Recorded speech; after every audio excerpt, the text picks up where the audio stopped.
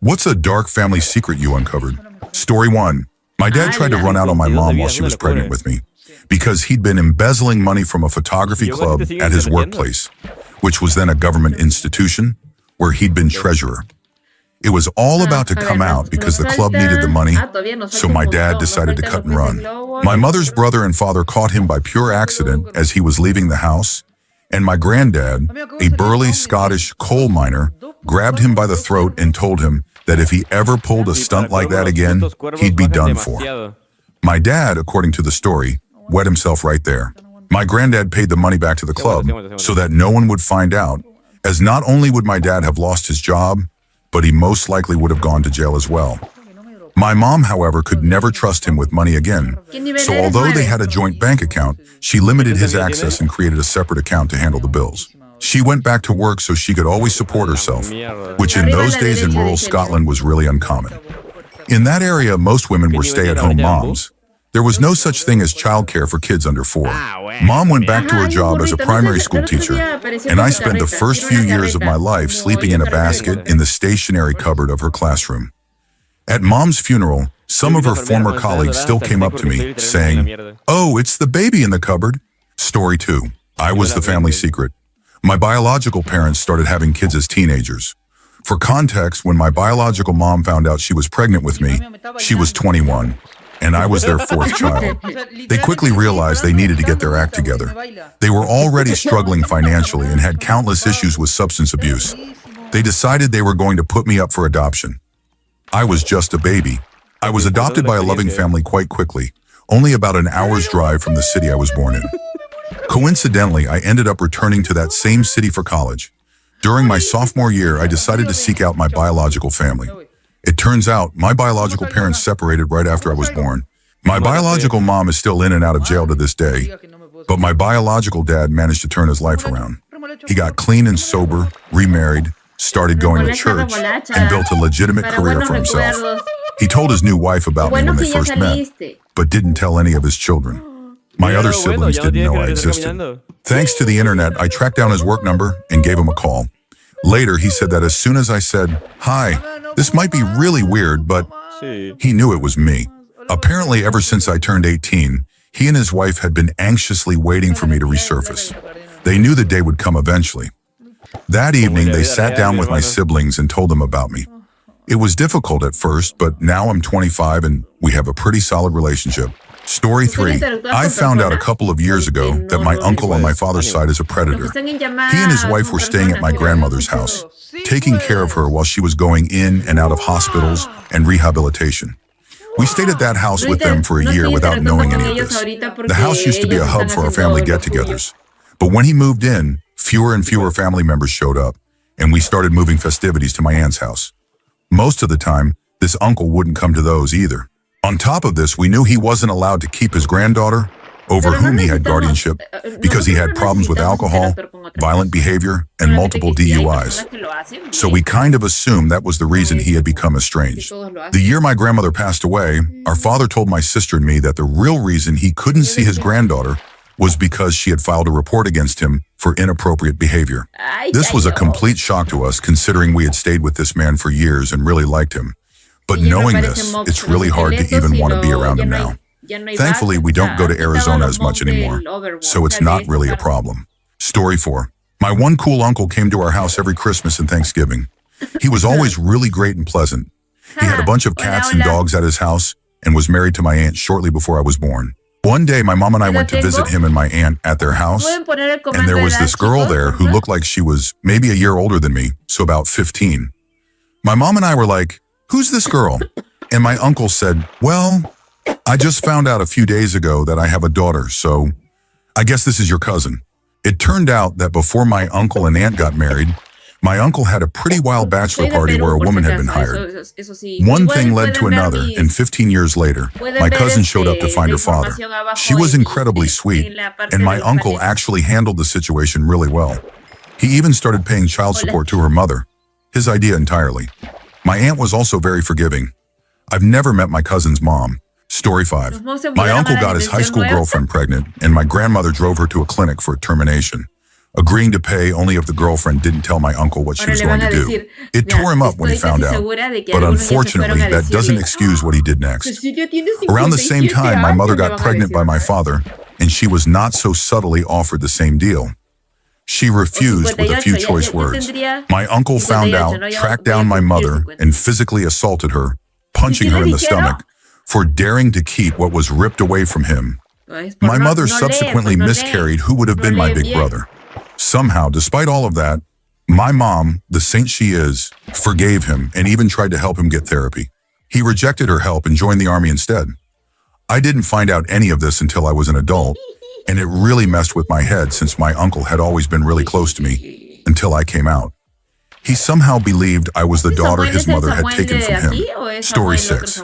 My grandmother had a sister who died in the 1960s. She never married. She served in the army during World War II. When my grandmother turned 100, we were looking at old photo albums together, chatting, and she was telling me all the stories. I climbed up on a chair to get another album for her, and I found a little book at the back of the closet. It had pictures of my father's aunt in an army aircraft, like a fighter plane, along with a few other people. On one page, there were just a few handwritten words, "Yours for all eternity." My gran absolutely panicked when she saw me holding that book. She said that nobody had ever seen it, and she had promised to take it to her grave.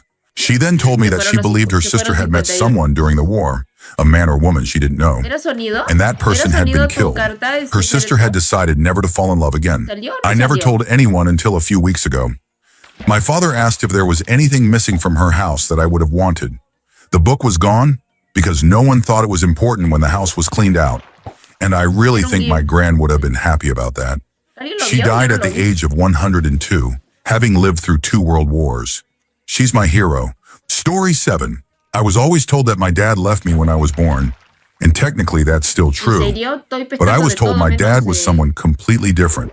I got a little suspicious about the whole thing because my cousin, who apparently didn't know the cover story, told me that my dad had blonde hair and my mother had black hair.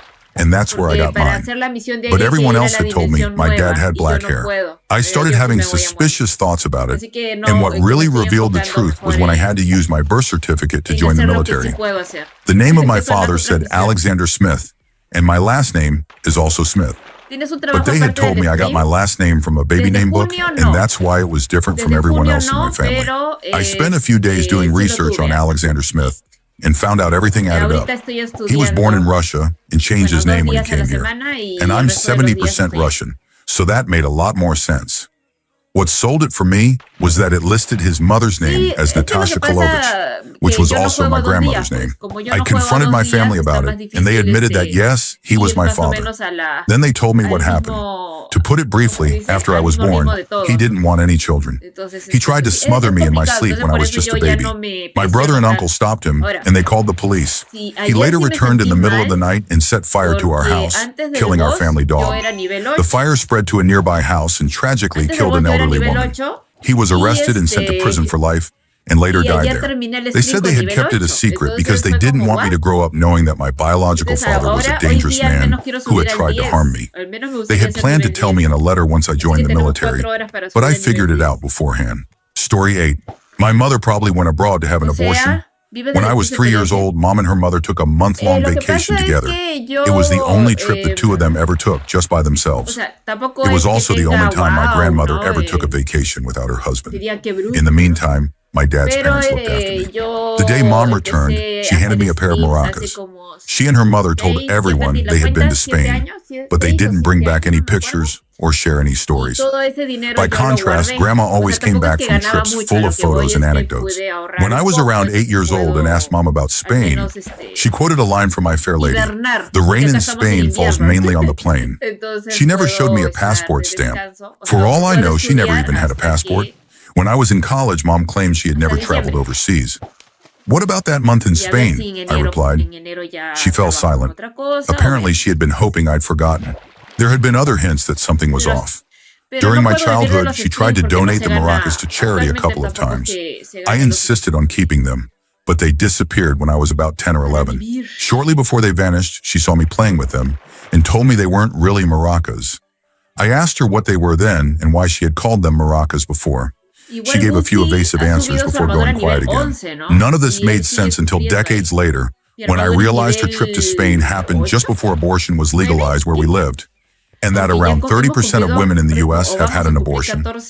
My best guess is that she and her mother either drove to Canada or flew to the UK, spending that month moving between clinics and hotel rooms.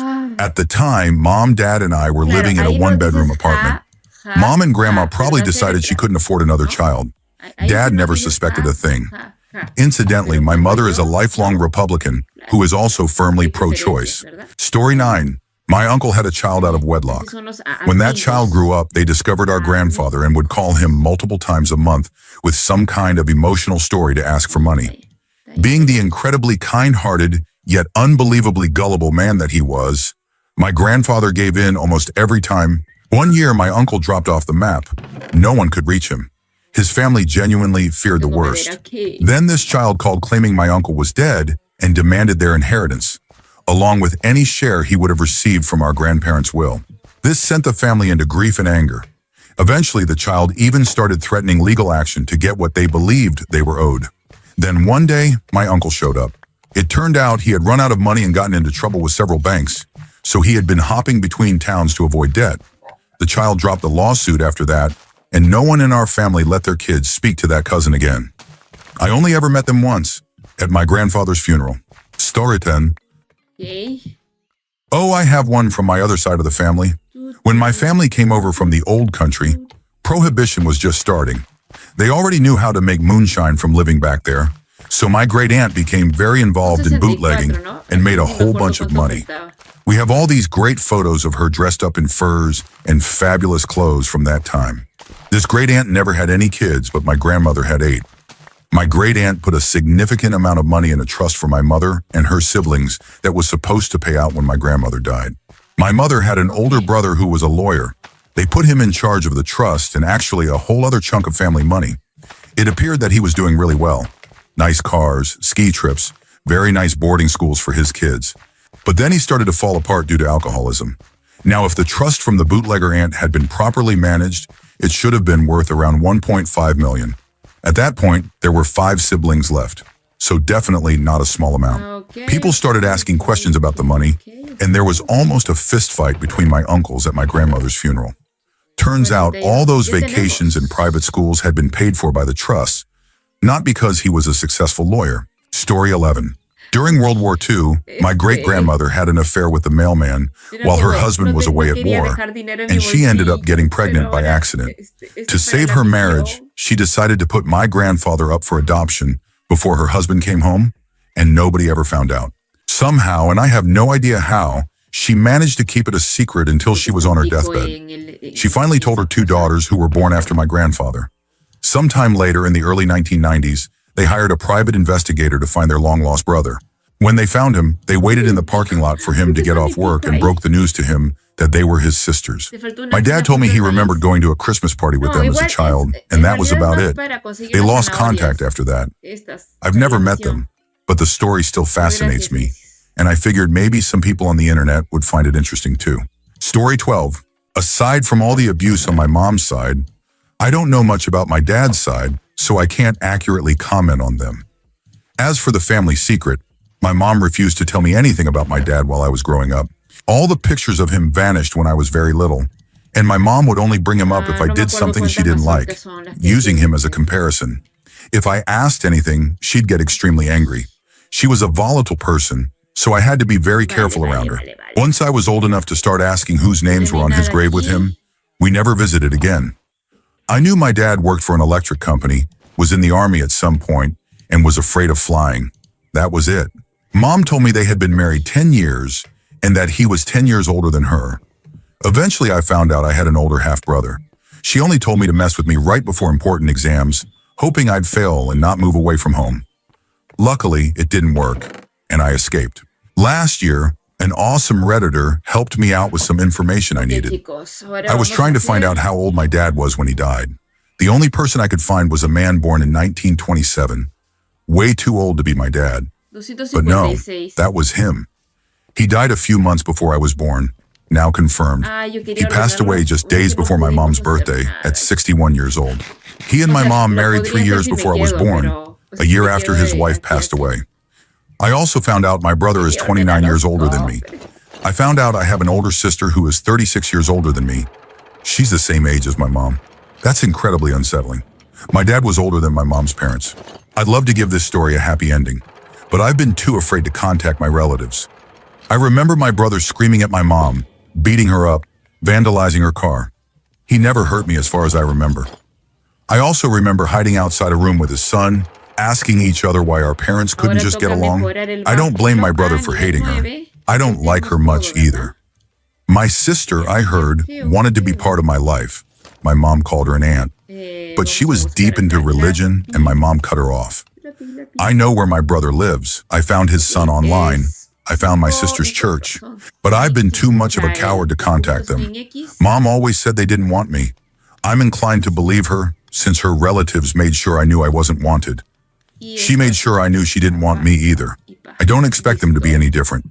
Story 13. I found out that my family was involved in some really dark things related to Mexican gangs, like distribution and even some deaths. I discovered this when my brother's dad was found dead the day he got out of prison. My mom was talking to my aunt about it. They were speaking in Spanish, not knowing I had been learning the language. My siblings and I were never taught Spanish growing up, so the adults would use it when they didn't want us to understand. Anyway, after that, my uncle went to the place where it had happened, and about a month later, a couple of other people our family knew either went missing or were found dead. Later, I asked my mom about it, and she told me that our family had been involved in shady business since before my grandmother migrated from Mexico. I always wondered why we moved every 3 to 6 months. Why my uncle and grandma had so much respect from people I'd never even seen before. Why we received so many freebies from strangers. People seemed to know who I was before I had ever heard of them. Me and my siblings are not involved, but 4 of my cousins are. Story 14. My grandfather was actually my great uncle, and my great uncle was really my grandfather. To make this less confusing, let's say there are 2 brothers, John and Harry. John had a good job in America and was back visiting the old country. Both brothers were at a football match and met my grandmother, Rose. Now Rose was really into Harry, but John was the one with the stable job in America. So when he asked her to marry him and move to Boston, she agreed. John and my grandmother got married, and she had 3 children with him. It ended up being a not-so-great marriage, go figure, and they didn't have any more children for over 10 years. Meanwhile, Harry had moved to America and was living with the family. Then out of nowhere, Grandma became pregnant with my father. Fast forward to years later, Rose got drunk and admitted to someone that she really loved my father's father. John always treated my dad poorly, and we were able to piece things together.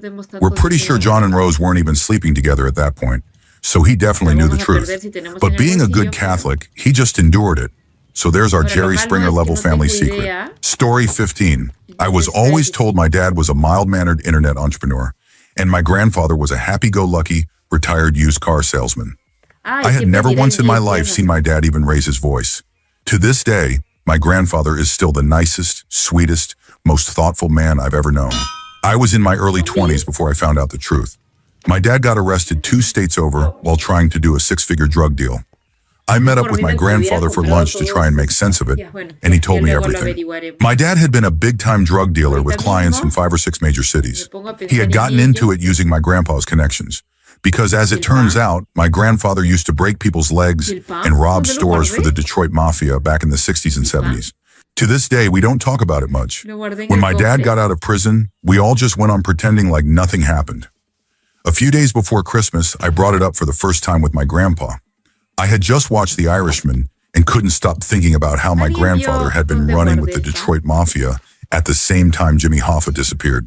I mentioned the movie and he said he hadn't seen it yet. I nudged him a bit, and he waved his hand dismissively and said, I heard the same rumors everyone else heard. I guarantee the only people who know what happened are the ones who were there. Story 16. A family member's house burned down early one morning, and that family member went missing immediately afterward. We didn't know if they were dead or alive. We had no idea where they were, where their vehicle was, or what happened to their pet.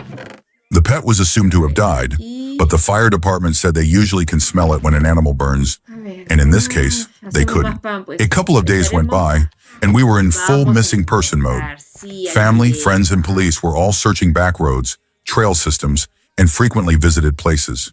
Then we got a report that someone matching their description, along with a vehicle and a pet also matching, had shown up at a charity in a nearby town. They had told the staff there that they'd been kicked out by a spouse and had nothing but a bathrobe and slippers. This person had been around my entire life, and I had never seen them wear a bathrobe. I didn't even know they owned one. We brought photos to the charity, and they confirmed, without a doubt, that this was the person. They repeated the same story about the spouse and the bathrobe. It's worth noting that this family member had never been married. Surveillance footage from 2 separate gas stations showed them at 7 a.m., the morning of the fire, purchasing $15 worth of gas in a jerry can and a lighter. At 11 a.m., they were seen filling up their gas tank. The fire had been reported at 10 a.m. Their last confirmed sighting was on camera at 11 a.m. Then came the most blatant clue yet. A motel a couple hundred kilometers away contacted my mom after finding a note left by a guest. The guest had been staying there for 4 nights with a pet but left the animal behind, along with a note asking to either call my mom or find the pet a good home. My friend and I rushed to the town and picked up one very confused animal. We hadn't even gotten home yet when I got a call. I was driving, so my friend answered. It was the police. They asked to speak to me directly. When my friend said I was driving, they insisted, give him the phone anyway. That's when I knew it was serious. Turns out my missing family member had been pulled over on the route between the motel and home. We turned around and raced to catch up. We found them in a small town about an hour away. They were acting completely different, jumpy, anxious, not themselves. Once we got home, things slowly began to feel more normal. They claimed that someone had come by drunk, called them by the wrong name, and demanded money, saying they'd be back. So they grabbed their pet and fled. They implied that this person might have had something to do with the fire. It sounded bizarre, especially for such a small, quiet town. But then they admitted to the investigating officer that they had made the entire story up. Nothing else has clarified what really happened. The fire marshal ruled the cause accidental. A lamp that had been in place for 30 years supposedly fell unprovoked onto the bed, igniting it. That room was entirely gutted. A month later, the family member slid off the road into a large tree and totaled their car, ending up in the hospital. A month after that, they came very close to ending their life. If my mom hadn't heard their strangled breathing and intervened, they might not have made it. They were rushed to a local hospital, then transferred to another in the nearest city, where they were saved. It was officially ruled an attempted suicide. In the end, none of us say it aloud, but we've all come to the same silent conclusion. They started the fire themselves with that jerry can and lighter. They grabbed their pet, threw on a bathrobe, went to the charity with their cover story, changed clothes, gassed up, and hid out at a motel. We still have no idea why. Between the fabricated story about the person demanding money, the trail of evidence, the pet being safely with them, and the later attempt to escape the whole situation, it's hard to deny what really happened. Story 17. My grandfather lived with us when I was in 9th grade. He and my dad did not get along. In fact, my dad didn't get along with anyone. He was physically and verbally abusive with my mom, my brother, and me. Years later, after I had become an adult, he was finally diagnosed with bipolar schizophrenia. Anyway, one day he got into a big fight with my grandfather and beat him up so badly that my grandfather had to be hospitalized for a few days. After being discharged, my grandfather attempted to take his own life by driving his car into a decorative brick sign. He was hospitalized again and placed under psychiatric watch for several days. Unfortunately, after being discharged a second time, he ended his life in our basement, and I was the one who found him. Story 18. My grandmother shot and killed my grandfather. He had been very abusive. The first time she saw me after I was born was in prison. She pled no contest and was sentenced to 5 years. No one really talks about it, for obvious reasons, but I still have a lot of questions. I've heard conflicting stories about what type of gun she used and how many times she fired, but everyone agrees that the last thing he said was, "Come off it, woman." She was hospitalized for a mental breakdown immediately after the shooting. Her brothers were all in the military, and at their funerals they had the traditional 21 gun salute. She shakes like a leaf with every shot. Years later, my dad's third wife took her own life. They had gotten into yet another fight, and he went to sleep at the shop where he worked. She kept texting him that she was going to end her life, and according to him, he didn't respond. We live in a small town, so word quickly spread that he had been involved. I defended him at first. My dad is an alcoholic, and the two had a mutually abusive relationship with mental health issues, but I didn't believe he would do something like that. Then about a year ago, he was talking to my sister about how great life was with his fourth wife. He actually said, if I'd known how good life could be, I would have gotten rid of her sooner. I don't know what to think anymore. Story 19. Not sure if this belongs here, but my uncle, my mom's younger brother, is a predator. He assaulted me when I was 4, and then 22 years later, he was caught with explicit material involving minors on his laptop. I've never told my mom because it would absolutely wreck her. During the investigation, she would call me and deny everything. She insisted he was set up or that there wasn't enough evidence. She was clearly in denial, and I could never bring myself to tell her the truth. He caused a lot of damage to my mental health, and I still deal with it to this day. I've wrestled with the idea of outing him publicly or confronting him personally. The disturbing part is that he was a pastor. That fact has only strengthened my belief that many in positions of religious authority abuse their power. I've carried this secret for so long. I honestly hope he is held accountable in every way. I still don't know if I'll ever speak out, but the emotional weight of it never goes away. Story 20. One night, someone dropped off a photo album at my house. I looked inside and realized it was an album from my mom's wedding, but not the one with my dad. She had never told me she had been married to anyone else. I didn't want to bring it up in case it was something deeply personal, but curiosity got the better of me. So I vaguely asked my dad, they're divorced, and he told me I needed to talk to her about it. Then he told her I had asked. Apparently, she had been married to a man who was a severe alcoholic. One night, he was driving drunk, caused a fatal accident, and fled the scene. He was later caught, sent to prison, and the marriage was annulled. While doing a family tree project, I also discovered that my maternal grandparents had a third child, someone I had never heard about. He had been born with severe birth defects. Back then, people didn't know how to properly care for a child with such challenges, and it was considered shameful. So they left him in a group home until he passed away. They never visited him. It's heartbreaking. Story 21. One night while my dad was a bit tipsy, I started asking questions about my mom. My brother and I were both adopted as babies from different families, and our adoptive parents were the only parents we'd ever known. Eventually, our mom left our dad for someone else. I wanted to understand why. Turns out it had to do with drugs and money.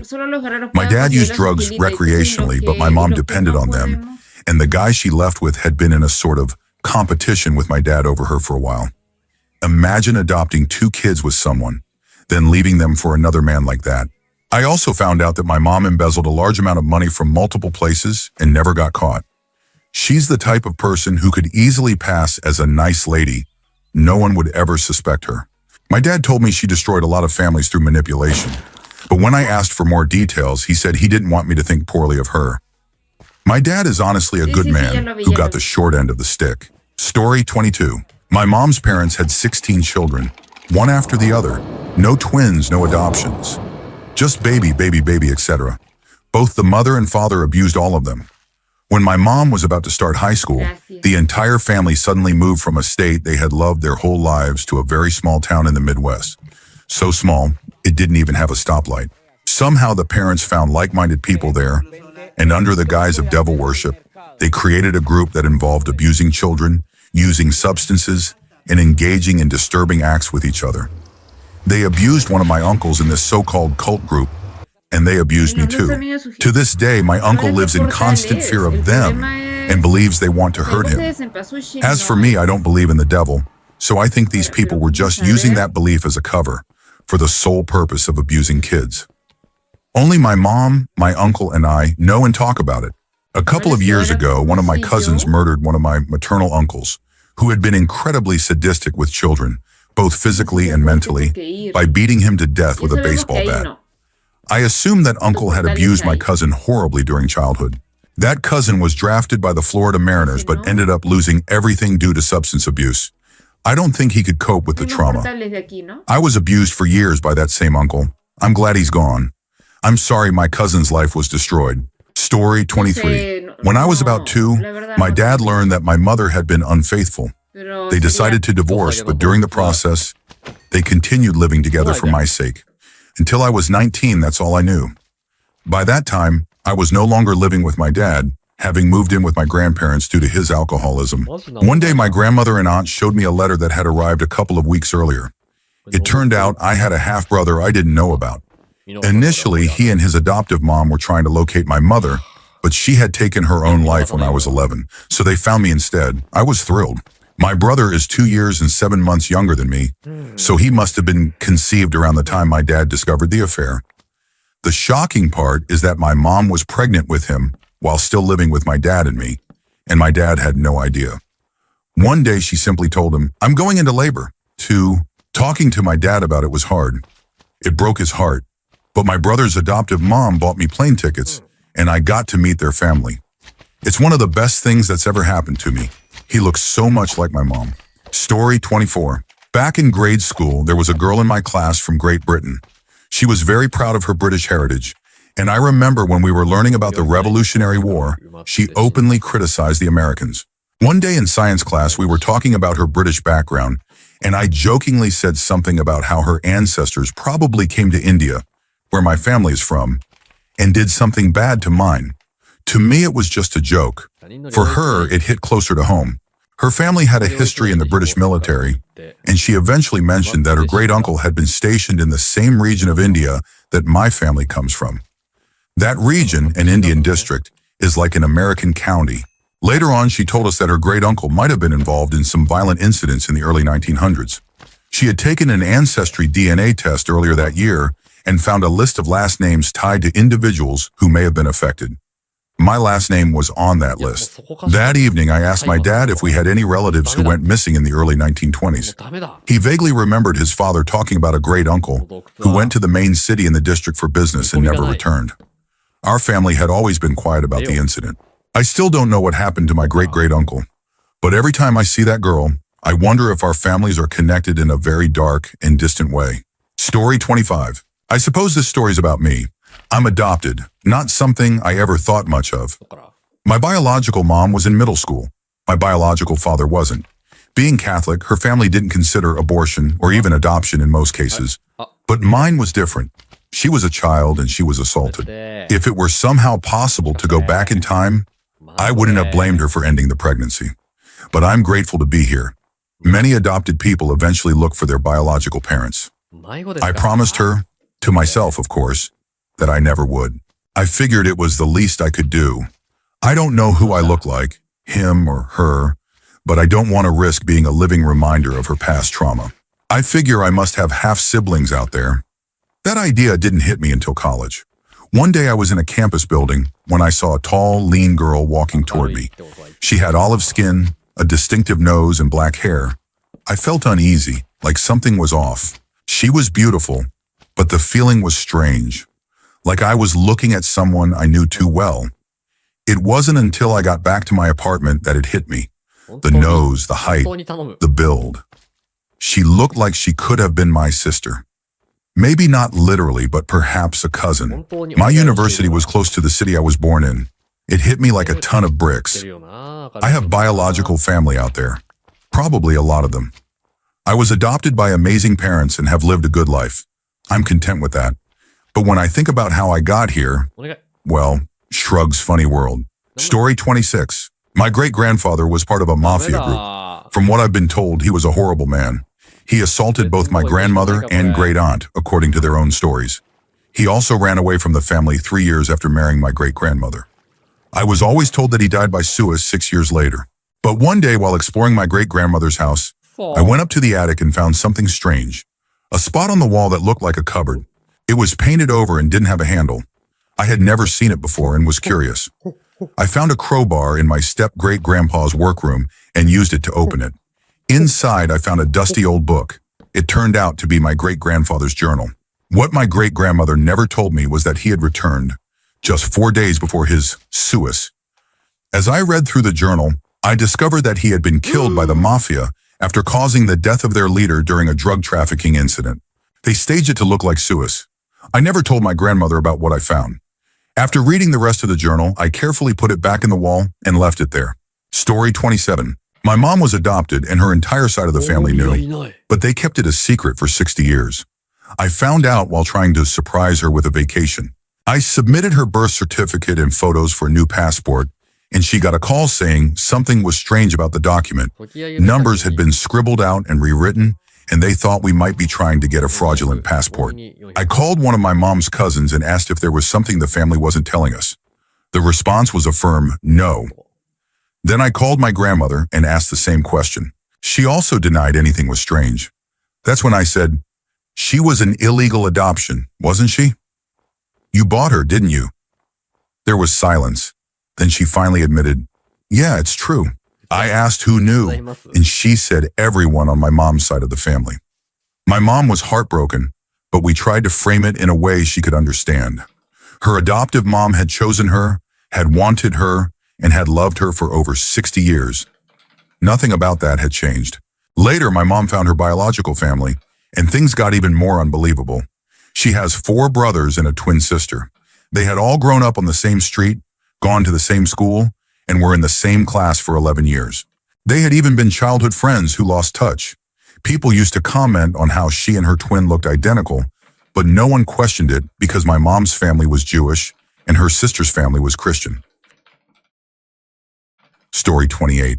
I found out I wasn't my father's biological daughter shortly before my 18th birthday, and the way I found out wasn't exactly gentle. My mom had finally had enough of his emotional and physical abuse and asked for a divorce a few weeks earlier. Then, 1 week before I turned 18, he ambushed me with the truth. He told me I was the result of a fling between my mom and someone else, and that he had agreed to raise me because he was really into her, and he didn't think he could have kids of his own. But he was wrong. After she had his biological children, he realized he couldn't love me the same way. I had always suspected something. Still, I was crushed, not because of him, but because I thought it meant I wasn't really my grandparents' granddaughter. But they always treated me like I was, and that meant everything. I later met my biological father. Honestly, he and the man who raised me shared too many similarities, and I hated that. He had left my mom pregnant and alone as a teenager. I'm open about it now. The hardest part was telling my cousins and siblings, but they were supportive. These days, my little siblings and I even joke about it sometimes. Story 29. It was always an open secret. Everyone thought my dad was old enough to be my grandfather, and my mom was always the youngest parent at school events. I later found out I was the result of a long-term relationship between a teacher and a student. I didn't really think much about their age gap until I was about 10 or 11. One day while visiting my grandparents on my mom's side, I found her middle school yearbook. She was 13 in it, and I noticed my dad's photo on the faculty page. He was in his mid-40s at the time. They had met when she was 12. He already had daughters, my half-sisters, between the ages of 6 and 10, and would arrange play dates with my mom's brother, who was around 10. They had their first child when my mom was 15. I came along a few years later. He never faced any consequences. In fact, he won a few Teacher of the Year awards. Today, he's happily retired and living with his girlfriend in a small town in Texas. Story 30. When I was 18, the police showed up at my house late one night and brought me in for questioning. At first, I was confused. They kept asking questions about my dad. He worked across the country and wasn't due home for weeks. I guess they wanted to talk to someone close to him while they waited. Eventually, they told me that a family member had come forward and claimed my dad had abused her when she was just 5 years old, whenever she stayed over at our house. My first instinct was disbelief. I had known him all my life. We were incredibly close. But in the weeks before he came home, I started thinking about my childhood. Certain memories began to make me feel deeply uneasy. Part of me knew it was true, even though I didn't want to believe it. My husband was frustrated with me.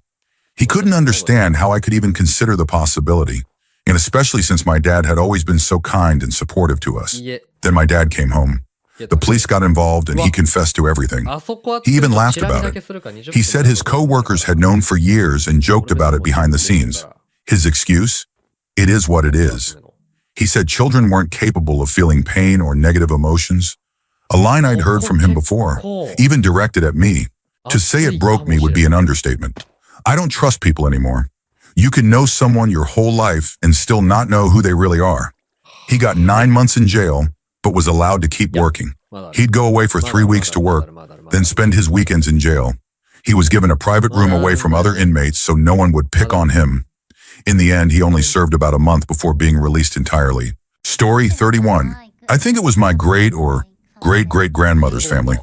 Anyway, the family had young twin girls. I think they were about 5 years old. As punishment, one of them had been sent down to the barn as a sort of timeout. When it came time for bed, the parents saw the other twin in the house at different times and assumed they had seen both of their daughters. So they went to bed. The next morning, they came to the horrifying realization that they had never brought the other twin in from the barn. She had frozen to death during the night. The husband took the blame and was sent to prison. I didn't find out about any of this until a year or two ago, when it was casually brought up in conversation. The rest of my family had assumed I already knew. It's really sad. It also makes me wonder what kind of home environment those girls were living in, where a child would rather freeze to death than disobey her parents. Why didn't the parents tuck in their 5-year-olds before bed? Why didn't the twin who was inside speak up that her sister wasn't around? Story 32. My mom's side of the family is pretty big. I have 1 uncle and 4 aunts. There was a period between when I was 14 and 16 where we didn't see one of my aunts. I'll call her B, or my 2 cousins. Every time they saw other family members, there would be huge arguments, especially with my granddad, so they stayed away. My granddad ended up dying of bowel cancer and other types of cancer when I was 16. When the funeral came around, I was pretty upset that B and her kids, both of whom were out of school by then, didn't come. I asked my mom why, and she told me that B had gotten into an argument with granddad and was just being overdramatic. My dad said he preferred to stay out of my mom's family dramas. A couple of months later, I arranged for my younger sister and me to meet those 2 cousins at a park. We talked for a while, and it was great to finally see them again. But I had to ask why we hadn't seen them much, and why they didn't come to the funeral. The older cousin suddenly looked like she didn't want to be there anymore. She said she'd tell me another time. About half a year later, she invited me to have dinner and visit her new place. Of course, I said yes and promised myself I wouldn't bring up granddad or any family drama. We ate out, but throughout the meal, it felt like she was in pain or afraid of me. Either way, it didn't feel good. On the walk back to her place, we joked about how much our younger siblings were alike and how we were too. After we got to her place, we went to her room and had some tea. Then she started crying. I had no idea what was happening. After some hugging and calming down, she told me what had happened. When she was 17 and in her final year of school, she stayed at granddad's apartment frequently because it was next to her school. One day he tried to touch her. She ran and came to pick her up. A few days later, granddad went to B's house, knocked on the door, and apparently tried to apologize. B said nothing, and eventually he left. My cousin said she was able to move past it after a year or 2. But the worst part is that my whole family would rather defend my granddad, even after he passed away. I doubt my mom will ever tell me the truth because she thinks I look up to granddad because of what he did for the family in the past. What my cousin told me shattered my trust in my parents and most of the rest of the family. But I'm glad she told someone. She said I was the first person she had told, outside of her sister and parents, and that it helped her a lot. She has since told a few of our older cousins as well. I haven't told my sister yet. She's only 14 and really doesn't need to know right now. I did confront my dad, and he reacted just like my cousin said he would. He dismissed it, said my cousin was just fishing for attention, and told me to talk to my mom about it. Story 35. My grandfather was born in Lebanon and didn't move to the U.S. until the 1930s, when he was in his 20s. He had 2 older brothers and 1 older sister. They were Christians. When he was quite young, maybe around 10 years old, his sister began secretly seeing a Muslim man. At the time, this was extremely taboo. The secret got out somehow. I don't know exactly how the family reacted, but it definitely wasn't good. She ended up running away from home to be with the man. Her 2 oldest brothers, not my grandfather, were furious, far more than anyone else in the family. Apparently, their parents were upset too, but not to the same extreme. The brothers decided to track her down and bring her home. It took them quite some time, but when they finally found her, she had a newborn son. The 2 brothers entered the house armed with guns. They dragged the man outside. One of the brothers took the baby from his sister and killed the infant by smashing its head on a rock. They beat the man almost to death. As he lay there, he told them that he was placing a curse on their entire family until the end of time. Then they shot him in the head. I never found out exactly what happened after that. When my grandfather told me the story, he became very emotional, so I didn't press for more details. I was also only about 10 or 12 years old at the time, so I was pretty shaken up myself. Eventually, my grandfather moved to the U.S., leaving the rest of his family in Lebanon behind. He met a woman here who was also of Lebanese descent and started a typical 1940s to 1950s American life. This was the only time I ever heard him mention that he had brothers. Before this story, all I knew about his sister was that she was very beautiful, that he loved her deeply, and that he could never forgive himself for not being able to take her with him when he left for America. Story 36. My grandfather on my mother's side was always portrayed as this godlike figure who deserved the highest level of reverence from my mother, my grandmother, and my brother. He died when I was about 3 years old, and for most of my life, all I knew was that my father absolutely hated him. Like genuinely, if cancer hadn't taken my grandfather, my father would have at some point kind of hatred. I always suspected something was off. My family rarely talked about anything related to extended family. The only topic that came up regularly was my grandfather. But a lot of the stories they told didn't make sense. Some contradicted each other, and others didn't align with the kind of wealth or items we supposedly should have inherited when he died. When my parents were on the verge of a very ugly divorce, my father finally told me the truth. My grandfather had abandoned his wife and 15-year-old daughter to go after my grandmother, who was also 15 at the time. He pretended my grandmother was his daughter until she was old enough to marry him. He never held a job and made her, along with whatever children they had, live in abandoned movie theaters and rundown houses. Yet he convinced them they were living in mansions. He spread rumors about one of his own children being gay and having AIDS in the early 80s, which ultimately drove that child to take their own life. Then he laughed about it. He deliberately poisoned my brother against my father, convincing him that my dad was worthless except for money. And that's just a portion of what he did. So yeah, I had a complete psychopath in the family, but most of my relatives still try to paint him like he was a saint. Story 37. My uncle was the kindest soul I've ever known. Truly the coolest, kindest man I've ever met. When I was around 15, he married a woman. We'll call her Diana. She seemed nice enough, friendly, and my uncle absolutely adored her. She wasn't ready for kids, which was fine, even though he always dreamed of being a dad. They were very involved in our big family. Diana climbed the corporate ladder and became a big wig at her company, while my uncle did what he did best, construction.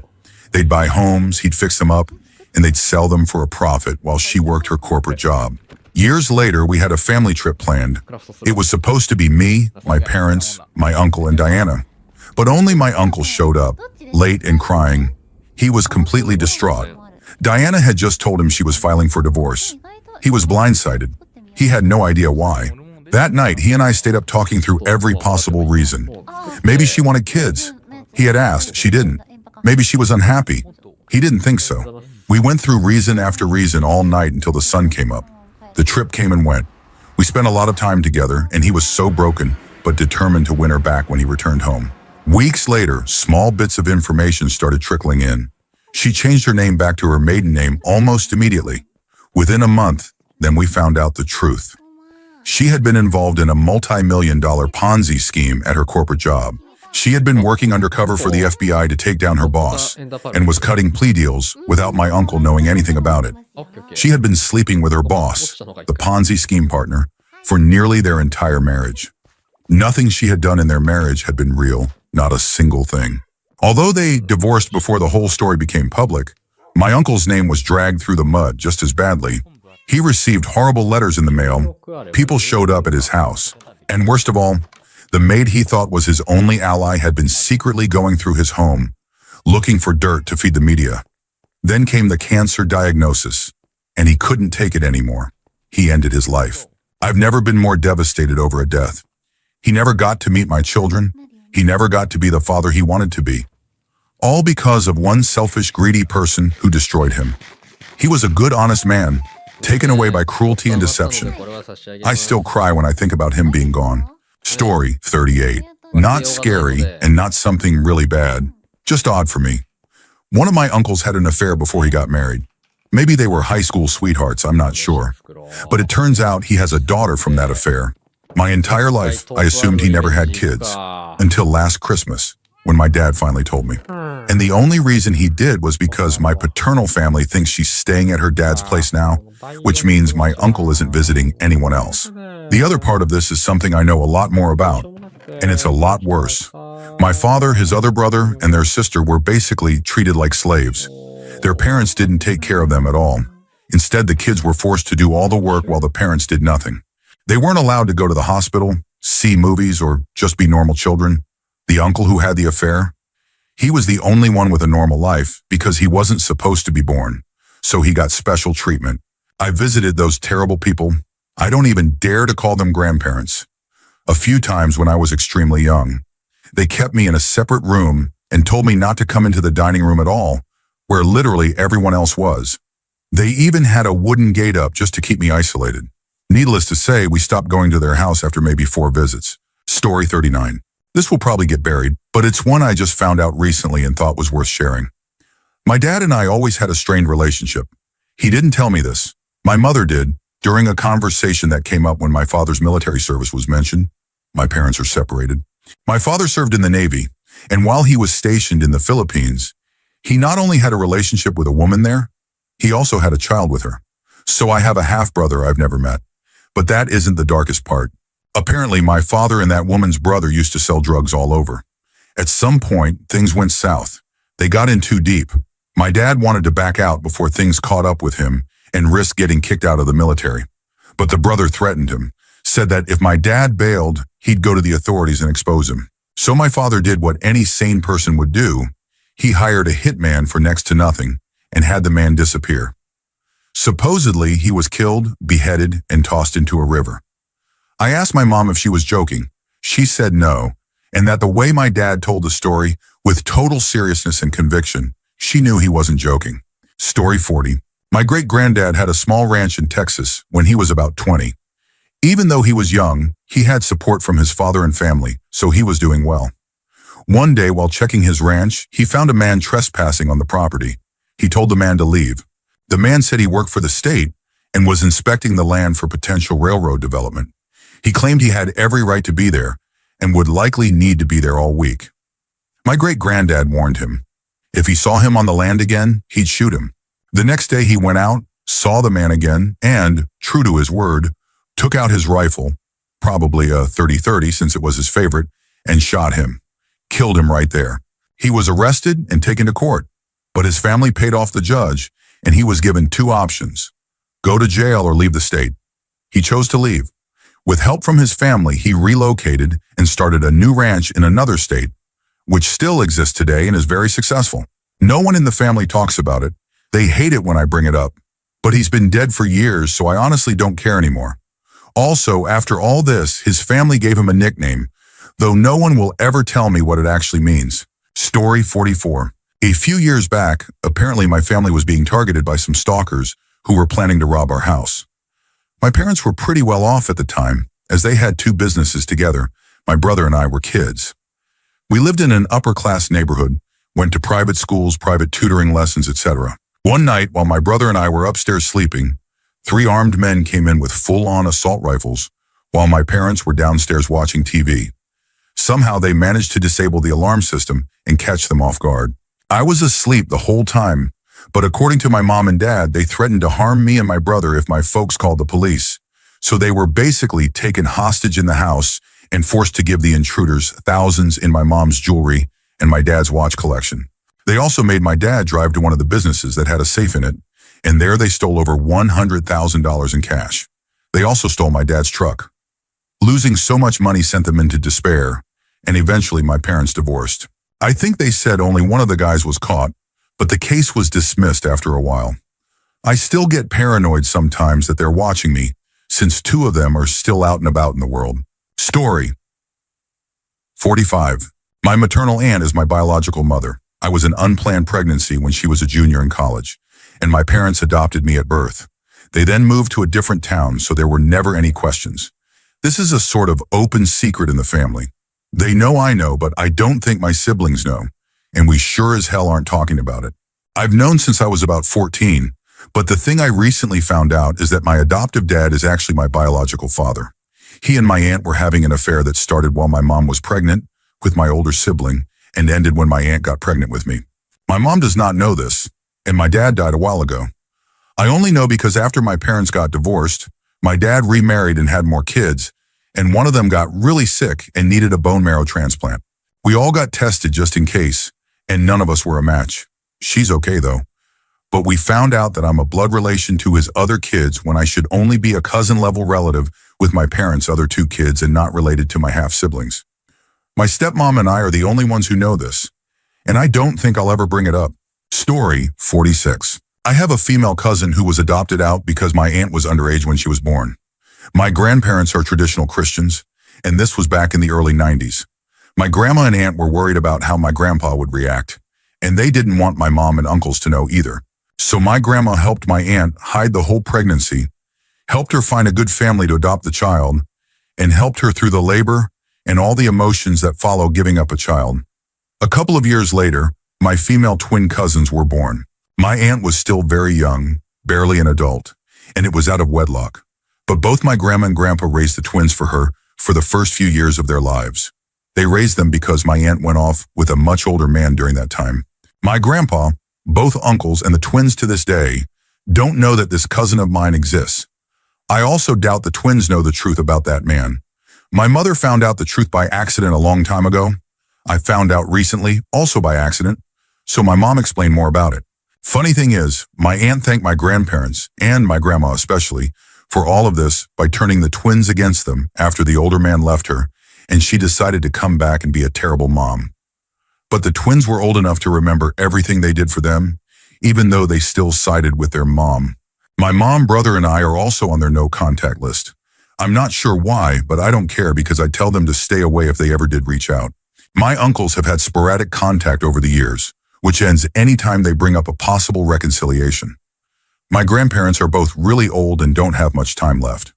My grandma even has dementia, but she still asks about them. It might not be the darkest secret, but it's pretty sad. Story 47. My maternal grandmother basically took my half-sister, and my parents let her. I only ever found out I had a half-sister when my dad was screaming at my mom one night when I was about 10 or 11. He is an abusive man, but the story I found out later made me lose any remaining respect I had for him or for my mother. When my sister was around 12, I honestly don't know how far apart we are in age. She's older though. Something happened. Nobody ever made it clear what, but I think she caught my mom and my dad in bed, and she went to our grandmother and must have said something. Our grandmother is no angel, cruel at worst and hypocritical at best if the stories are true, though honestly, I doubt them. When she found out my mom was with another man, who would become my dad in a few years, she lost it or something and took my sister away. Instead of getting her back, my dad called her a horrible name, and my mom let him, even agreed with him. My grandmother also tried to get my brother too, but of course, naturally, my sexist father decided he was worth getting back, even though he was emotionally unstable and incredibly difficult.